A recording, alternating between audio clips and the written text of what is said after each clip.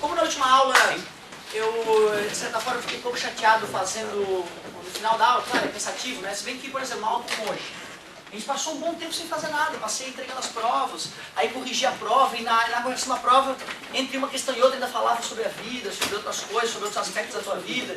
Então não é só física, né? A gente vai dando uma intercalada para ficar mais light. Só preciso desses minutos finais para introduzir a matéria. Não terminamos o volume 1 ainda, nós temos que terminar o volume 1.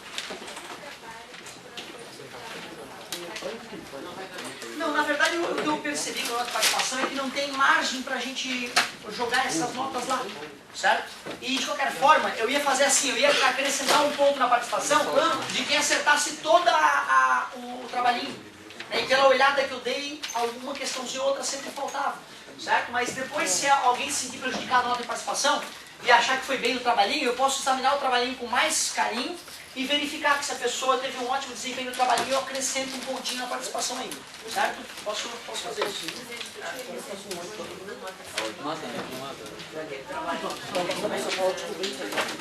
Claro, vou fazer, posso sim. Galerinha, olha só, vou fazer o seguinte então, eu vou... Nossa, só deixa a colega voltar já para mim. Eu vou trazer o trabalhinho para devolver, a gente corrigir o trabalhinho, para que vocês entendam o que estava pegando em alguma questão ou outra. Realmente tinha uma questãozinha ali que era mais apimentada. Mas, como eu disse, para que tu possa ter uma tarefa, eu quero introduzir a matéria aqui, que é uma matéria que finaliza o volume 1, que é muito importante. Nós vamos começar a estudar agora forças. Quando o cara olha isso, o cara pensa, força, eu sei que é força. Mas na verdade não. Provavelmente nenhum de vocês sabem ainda o que é força. Alguém poderia, sem ler a apostila, óbvio, tentar arriscar, dizer com as suas próprias palavras o que é força. Pode tentar. Mas está participando, isso que me importa.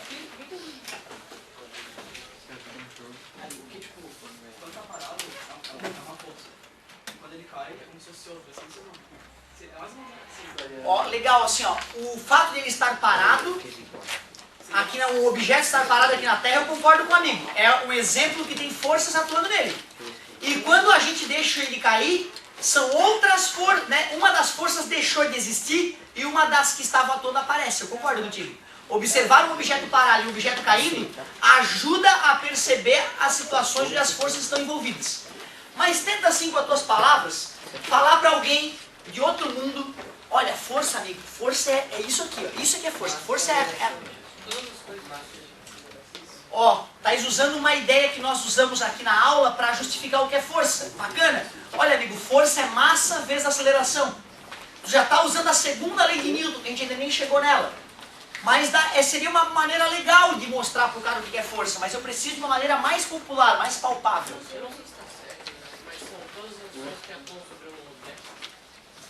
Pois é, mas nem toda ação que eu, por exemplo, olhar para um objeto é uma ação sobre um objeto, certo? Mas esta ação não exige, não gera força, certo? O ato de olhar para um objeto não faz com que uma força atue nele, certo? Olha só, tu vê, né? É uma coisa que dá para sentir, pô, vou fazer força, fiz força, né? Vou fazer força, fiz força, vou fazer força de novo, fiz força.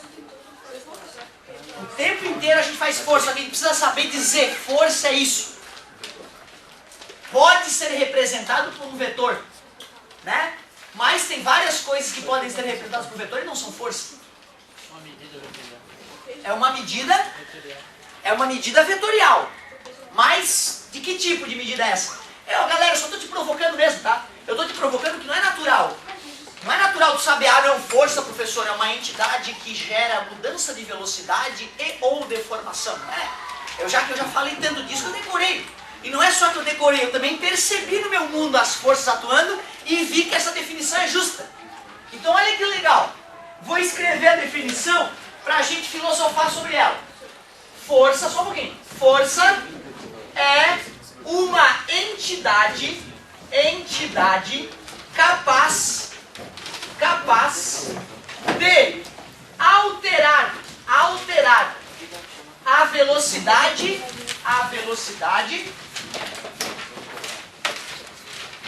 dos corpos e causar.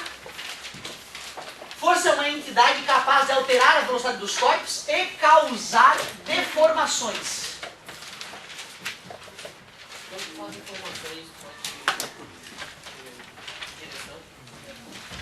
Mudar a direção é mudar a velocidade, lembra? A velocidade é a tendência vetorial. Então se eu faço isso, ó, eu estou mudando a velocidade, mesmo que ela não mude em módulo. Aceleração centrípeta, certo? O que vocês acham que eu estou falando com deformação?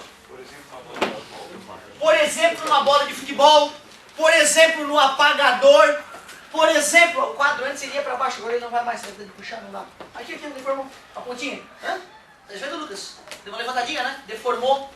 E mesmo quando tu acha que não deformou, pô, aqui dá pra ver, né? Que deu uma sacudida. Mas tu pega a super câmera lá do Discovery e filma aqui a 50 mil frames por segundo, tu vê o quadro fazendo assim como uma onda no mar, cara. É uma onda no mar, só que ela é tão rápida que tu acha que não rolou. Mesmo quando tu dá um peteleco no aço, mesmo ao dar um peteleco no aço, o teu dedo dá uma entradinha atômica no aço e volta. O mundo é todo elástico, o mundo é todo deformável.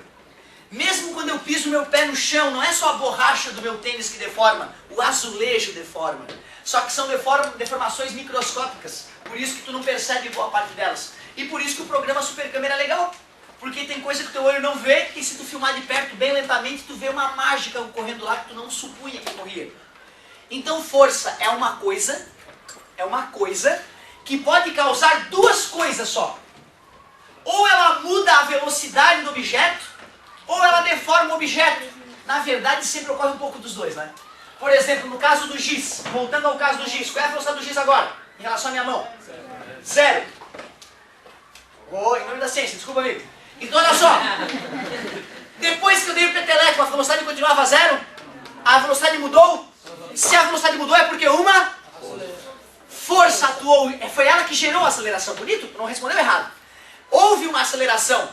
E nós sabemos medir a aceleração. Hoje, agora, nós sabemos explicar por que houve aceleração. Houve a aceleração, a mudança de velocidade, porque uma força atuou. Mas, intuitivamente não tem que ter força atuando no quadro? É, né? Se eu não fizer essa força, eu caio. Ó. Concorda comigo? Então tem força atuando no quadro. Qual era a velocidade do quadro antes? E agora? Então não mudou a velocidade. Claro. Deformou. Aí o cara olhando de lado pode ver, não, professor, eu não vejo deformar. É porque a deformação é mínima. Mas da onde que surgiria a força se não houve deformação? Tem que ter havido deformação para ver essa força. Ah, professor, e na parede? A parede não deforma, né? Claro que deforma. Eu acabei de falar que um peteleco no aço deforma. Claro, a minha mão muito mais que a parede. Concorda comigo? Olha ali, ó. Né? Minha mão ela é molinha, a parede é mais rígida, mas dá pra medir a deformação. Isso é que é o bizarro. Dá pra medir a deformação. Beleza? Então mesmo o aço mais espesso, quando atua uma força nele, ele deforma. Toim, toim. É bem isso aí, é uma mola. Os átomos são meio mola. É meio, todo átomo é elástico. Deixa eu até comentar uma coisa. Eu já cheguei a falar pra vocês da cidade de Dresden, na Alemanha. Eu fui visitar uma cidade da Alemanha, Dresden, uma cidade bombardeada na Segunda Guerra Mundial, famosa por isso, foi totalmente arrasada na Segunda Guerra Mundial. Uma cidade hoje muito bonita para visitar. E lá nessa cidade de Dresden tem o maior testador de corpo de prova metálico do mundo. Como assim, professor? Quando o cara bota lá um vergalhão e constrói um prédio, ele sabe até que força aquele vergalhão pode ser esticado antes de arrebentar, né? Aonde é isso? Sabia que é na Alemanha, Dresden, na cidade? Na Alemanha, Dresden, uma cidadezinha alemã. Digita no Google lá, é muito bonita a cidade, muitos castelos legais aí pra visitar, da de albergue, né, que é baratinho, como eu fui. Mas lá em Dresden eu fui fazer uma visita a um centro de engenharia mecânica, um dos grandes centros de engenharia mecânica da região. E lá então tem uma máquina que é a máquina maior do mundo para testar pedaços de metal. Quando o cara vai fazer um cálculo lá e vai descobrir, olha, o eixo desse carro tem que ter tal espessura para durar para sempre, entre aspas, para sempre, né? Para durar muitos e muitos anos sem quebrar. Tu concorda que para eu poder fazer esse cálculo e afirmar que eu sei que aquele eixo vai arrebentar só com tal força, é porque alguém fez o teste também, né? Não adianta eu só fazer a conta e acreditar na minha matemática, né? Eu tenho que fazer a conta e fazer um teste, pelo menos uma vez na vida, uma na morte, para ver se a conta está prevendo a realidade. Tudo bem para vocês? Já viu o navio?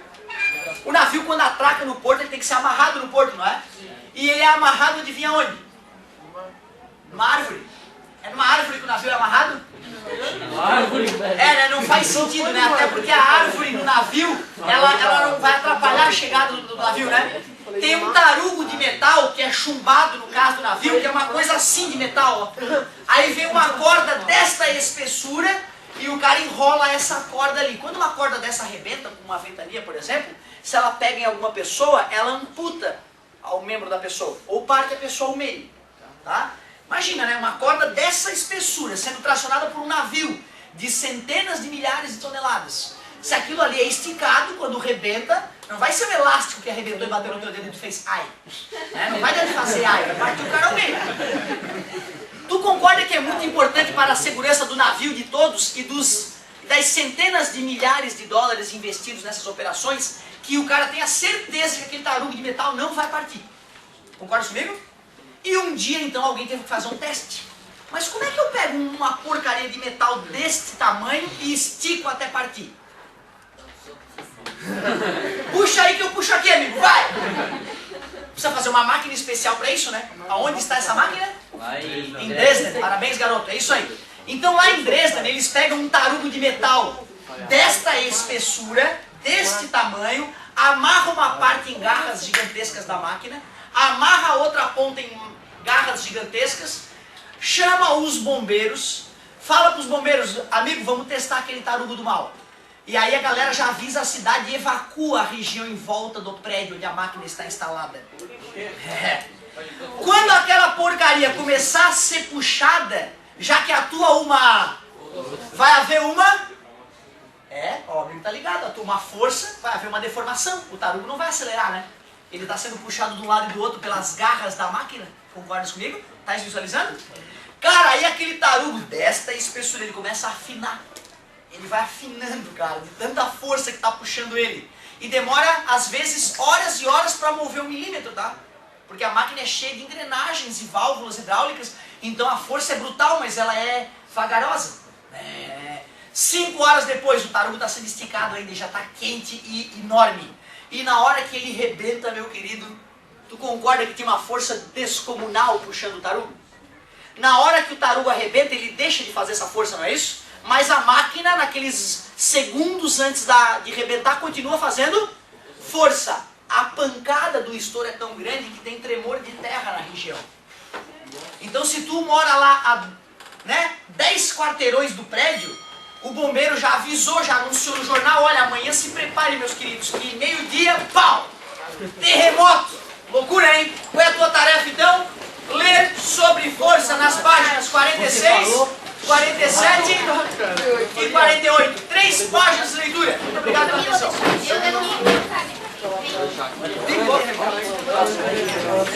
Ah, é.